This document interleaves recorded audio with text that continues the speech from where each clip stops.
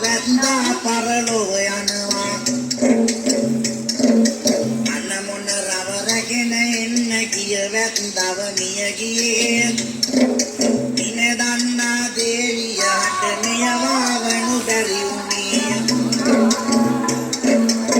දබන පද අසන්නමින් පසු බැරි වේ යයි සිතුනා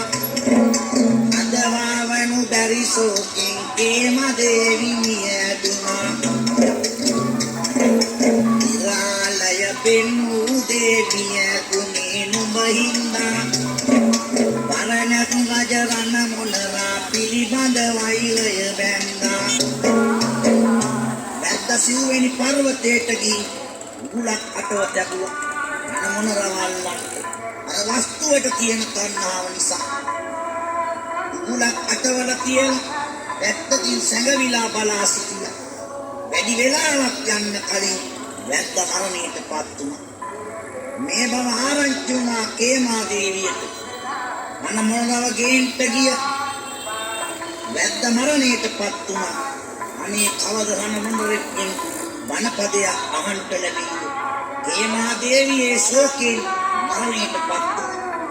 අන්න බඹදත් රජතුමාට අන මොනර පිළිබඳ වෛරයක් ඇති වුණා බහින්ද තමයි මගේ දේවිය මරණයටපත් වුණේ මං ඔබට වෛර කරනවා වෛරෙන් මත්වී මයුරා ගැන රජතුමා එවන්දිනි සිතන්න විය කරුණක් දෙවි තුඩ අරගෙන සැනින් අනේ හිමාල වනයේ සිව්වෙනි පර්වතයේ මොනරෙක් නැත එම මොනරගේ මාසකෑ අය අජරාමර වෙනවා ඇත බඹදත් රජතුමා එලි තුඩ අරගෙන අසුනක් ලියනවා සිව්වෙනි පර්වතයේ රන්වන් මොනරෙක් ඉන්නවා ඒ මොනරගේ මස් කාපු අය අජරාමර වෙනවා කියලා අසුන ලියලා මෙසේ සඳහා තබනවා එසේ සිතා වෛර සිතින් පාඹුරු පෙන්තියේ දමා එසේ වෙතත් ටික දිනකින් මිය ඇදුනා නිරිඳුතුමා ඒ හසුන පාඹුරු පෙට්ටියේ සඟවලා